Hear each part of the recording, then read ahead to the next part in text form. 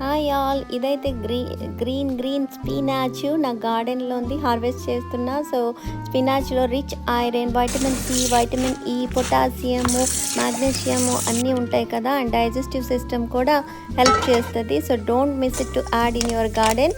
నేనైతే ప్యాన్ పెట్టి పోపు వేసుకున్నాను. దెన్ ఆనియన్ యాడ్ చేసి పసుపు ఉప్పు వేసి ఫ్రై చేసుకోవాలి. ఫ్రై చేసుకున్నాక ఇక్కడ కొన్ని వెజిటేబుల్స్ మీకు క్లిప్లో చూపెట్టా. చిన్న చిన్న ముక్కలు కట్ చేసా, వంకాయ, పొటాటో, పీసు. ఇదే పాలకూరలో ఒక జ్యూసీనెస్ క్రియేట్ చేస్తుంది, చాలా బాగుంటుంది. Don't miss it. సో ఇప్పుడు పాలకూర కట్ చేసుకుంది యాడ్ చేసుకోవాలి. ఒక 2 minutes మగ్గించుకోండి మూత పెట్టి. తర్వాత ధనియా జీరా పౌడరు, కారం వేసి మళ్ళీ కలుపుకొని మళ్ళీ ఒక 2 minutes ఫ్రై చేసుకోండి. చాలా బాగుంటుంది. సో నాకైతే ఈ కూర చాలా ఇష్టం. ట్రై చేయండి. బాయ్.